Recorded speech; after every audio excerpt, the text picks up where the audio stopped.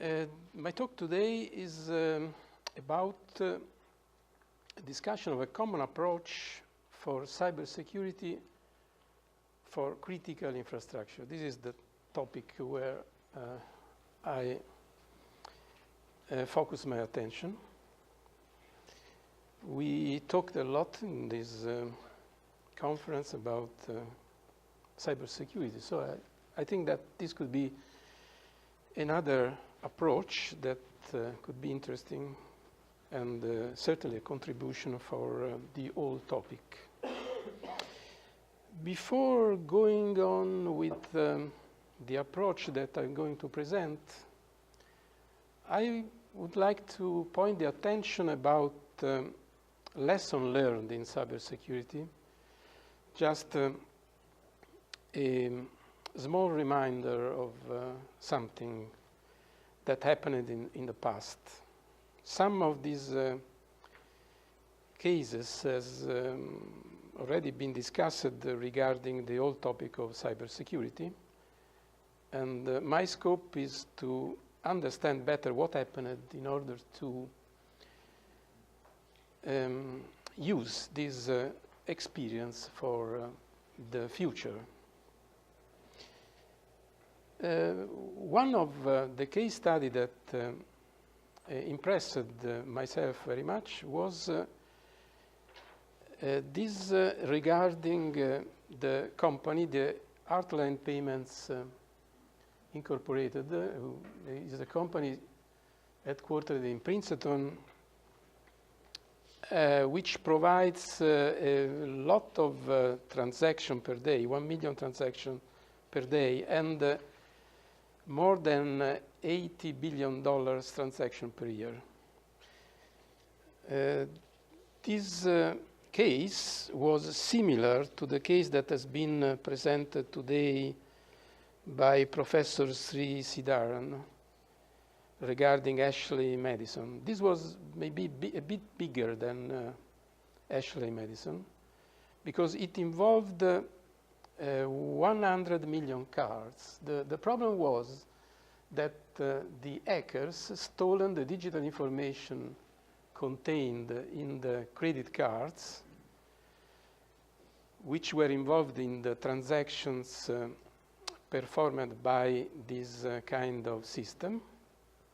And with this data, they were able to counterfeit the credit cards. So more or less 650 financial services were affected by this breach of data. This case happened in 2008, 2009, so it's not very recent, but is quite a big breach. I would like to give some information about the reason of this attack. So maybe that this kind of information is in a sense a bit too technical. So I will summarize very briefly. When going on this kind of environments, so the environment of a transaction, online transactions with credit cards, the usual method which is carried out is encryption, of course, and the encryption is based on two kinds of keys, the private key and the public key. So the private key is completely known only by the originating station, while the public key is given to the other station. So the recipient receives the public key. And after responding with the public key, the final decryption could be done only by the originating station. So this is quite a secure methodology. But this kind of attack has been captured. That is the so-called man-in-the-middle attack. Man-in-the-middle means that some hacker, which in this case performs the intermediate station along the network, can get the information about the originating station and the recipient station and simulates the recipient station to the originating station and vice versa, so the originating station to the recipient station. In this way, the snoop can get all the information that he wants without being discovered for a long time. And in fact, this happened in this case. So the attack was not discovered for many months, and the damage was very, very big damage to the company and to the customers, of course.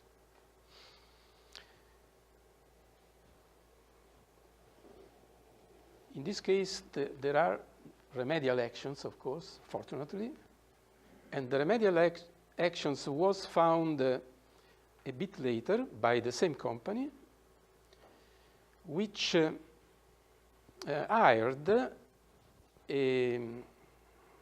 another company, the Voltage Incorporated in Palo Alto, California, to develop a new type of encryption software. This new type of encryption software is highly more secure because it generates some keys at the beginning and at the end of the transactions. And these keys are known only by the originating station and the recipient station. So the lesson learned from this case is that in some cases, the remedial action for cybersecurity are based on some that can be defined a war machine. So the machine which is more intelligent than another can win the fight. Of course, just some consideration. There are other ways to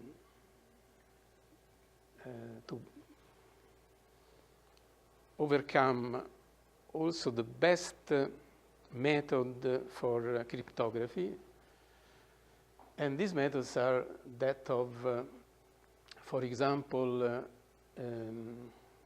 stealing the private key of the stations, or as an extreme case, to read the decrypted messages. But as discussed also this morning, this makes the work of the hacker much more complicated than in the usual situation.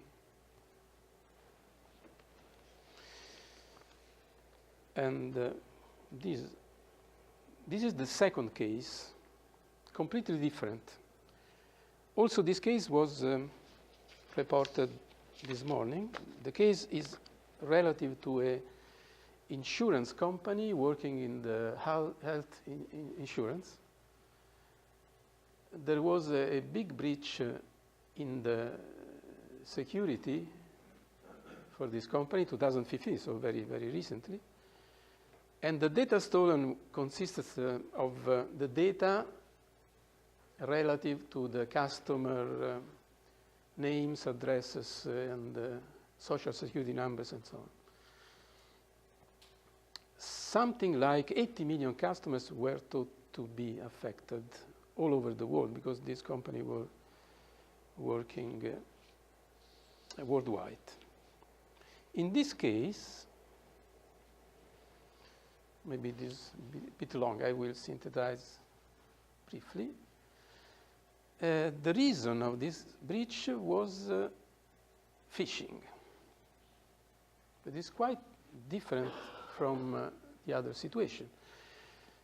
So it seems that the data were not stolen by the hackers, but were given to the hackers by customers or by people working in the company.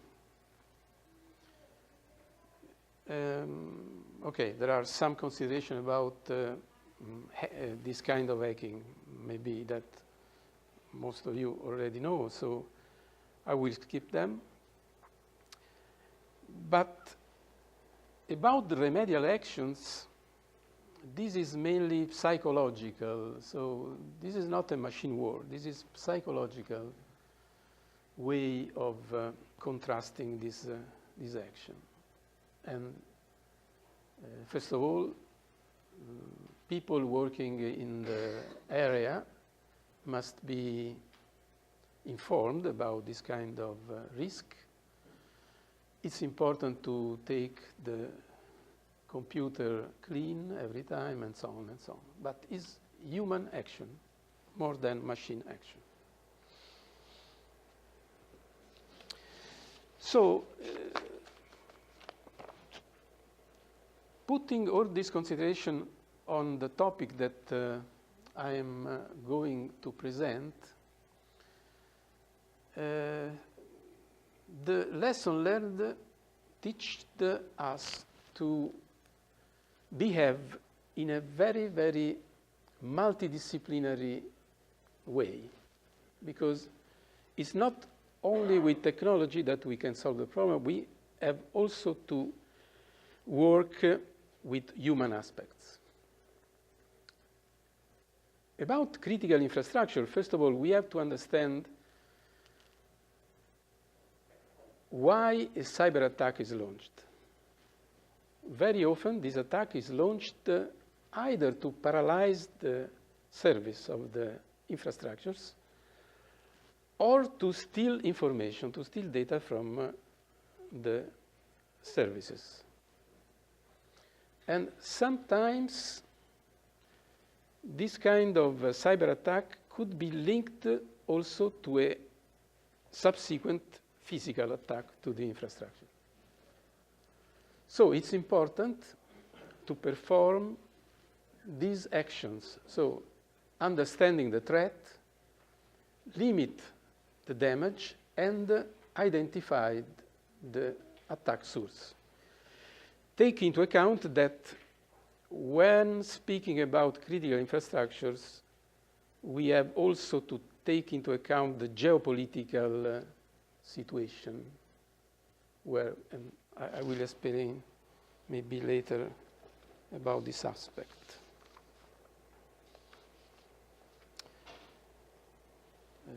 Some summary about the critical infrastructure. Which are the critical infrastructure? So we are talking about ministries, agencies, supervised authorities working in the fields of international relations, the justice, defense. Defense is one of the major organizations, finance, communication, transport, energy, and so on. But also banks and all organizations related to economy and commerce. Not only this, but also the state-owned companies, because they work very often with government data and classified data and so on, and any other institutions.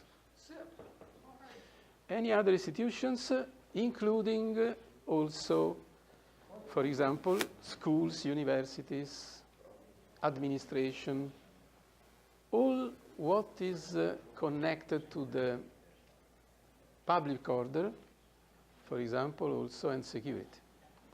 So a lot of organization.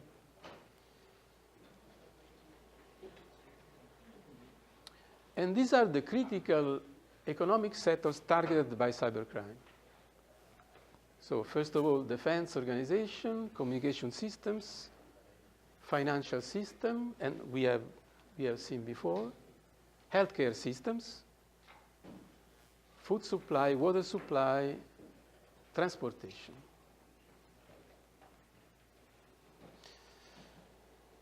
One very recent example of cybercrime was the attack to the Pentagon in July 2015. This was related to the mail system of the employees. So it was not related to classified information. At least this was reported by NBC News. So it was focused on the individual working on the Pentagon. But this attack caused the stop of the internal network of the Pentagon for some time. And this attack came after another attack to the Office of Personnel Management, which was also reminded this morning, which stole personal information about 21 million people, including clearances for federal employees. So as you can see, in this case, maybe that the slides report some hypothesis that some governments were involved in these attacks. So as I said before, also the geopolitical aspect has to be taken into account.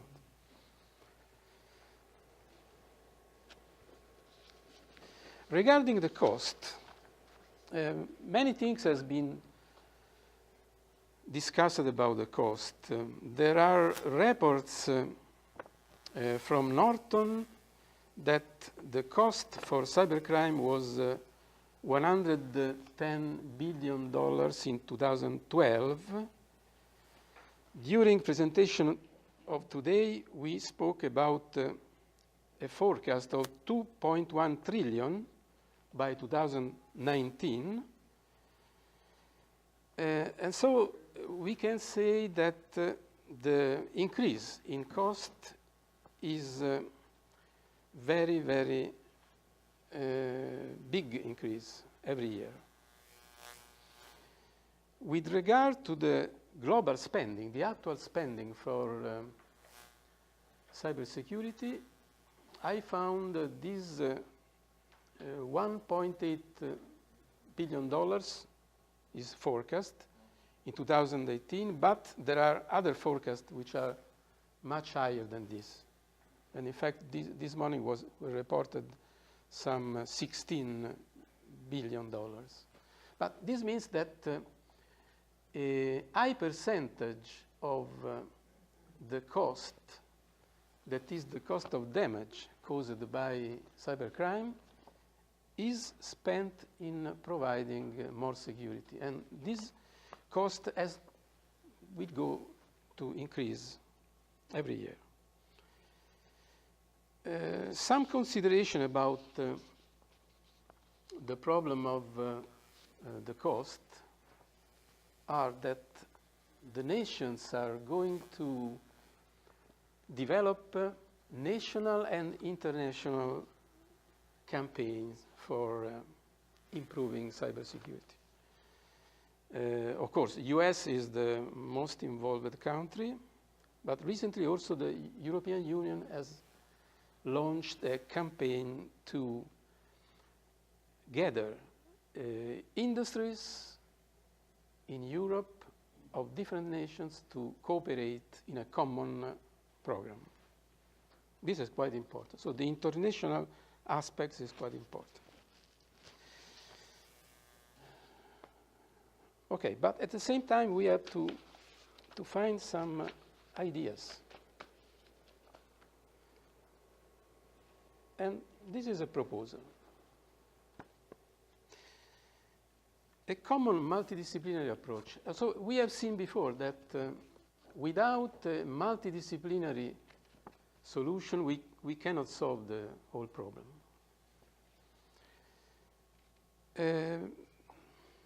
Social networking. Social networking is a new communication trend all over the world. All of us are using social networks. Maybe not so much as teenagers, maybe, but go as much a person is young, as much he uses social networking, but is clearly a strong way to communicate all over the world. At the same time, this kind of tool has also been used for characterize people. For example, there are a lot of marketing industries which base their marketing strategies on the data related to social networks. The way that is commonly used to do this is to extract the so-called metadata. So we are not focusing on the individuals. This is quite important. We are not going to focus the attention on the single preference of individual. We are going to explore a certain areas of the world and understand where people are going as a preference, as connections, things like that. So the idea is that by focusing this metadata construction on the goal to discover potential cybercrime occurrence, we can discover some cybercrime aspects and sources. I say again, we are not focusing on individuals, so we are not going to arrest people because they could potentially develop some quality in developing cybercrime, but we are focusing our attention on the areas of the world where this can happen.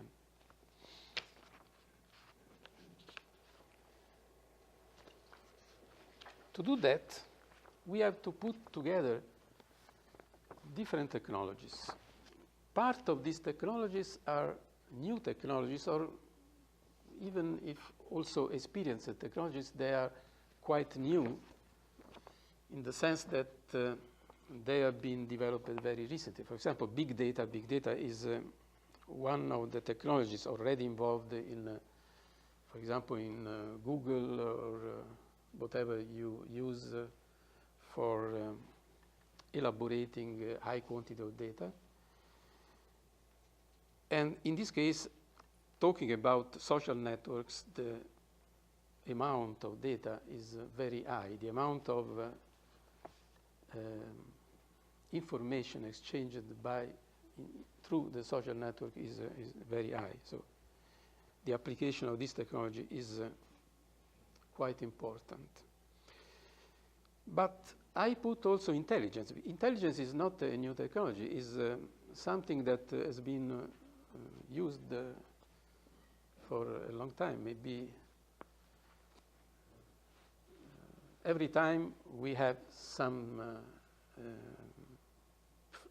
new things to discover, intelligence, which is a human action, is not a machine action, is important.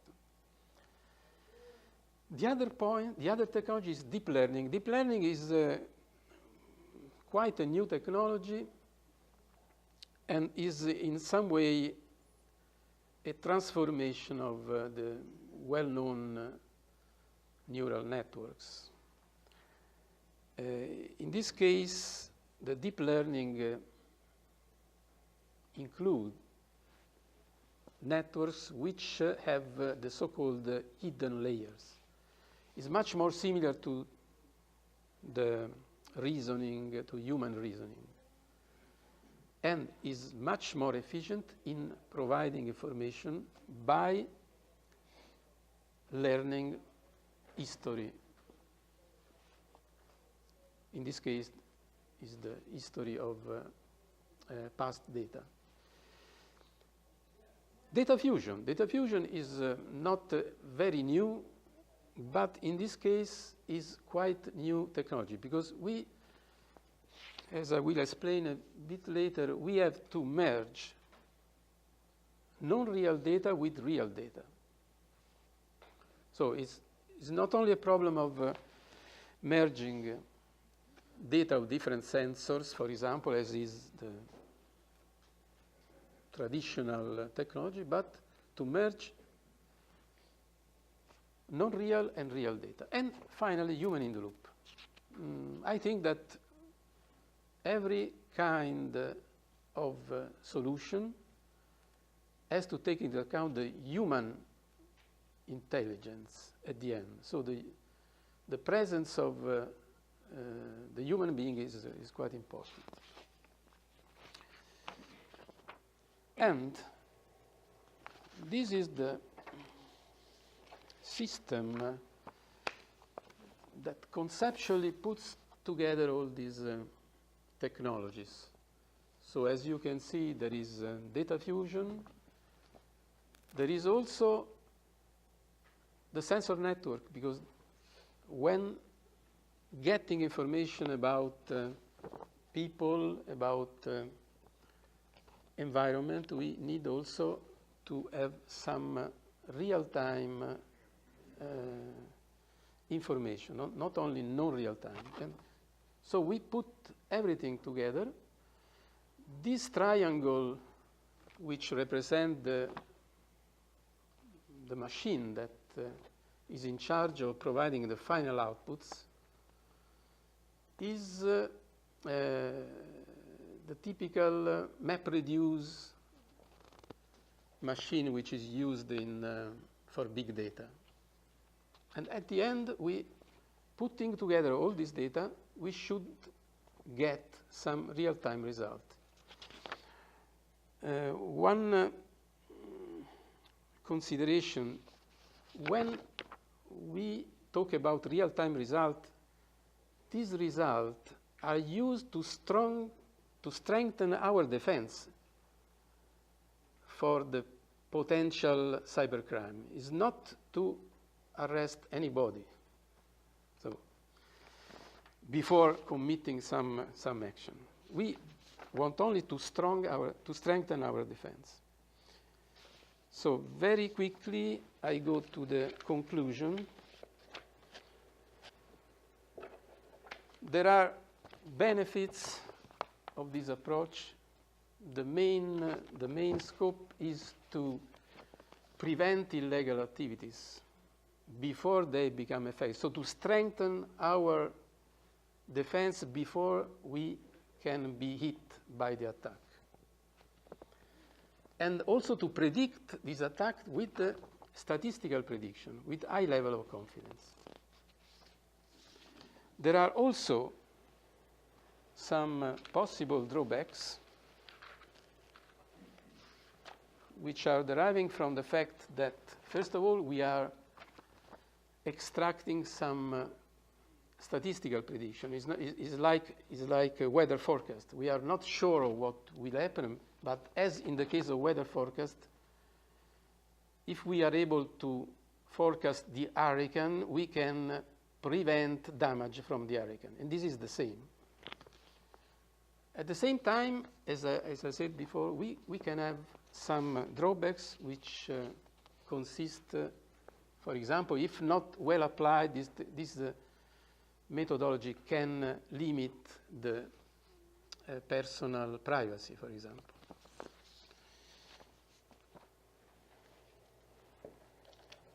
We can balance pros and cons. So if we want to prevent cybercrime, we can have the risk of privacy violation. If we want to apply a multidisciplinary approach, we have to choose a very, very accurate solution.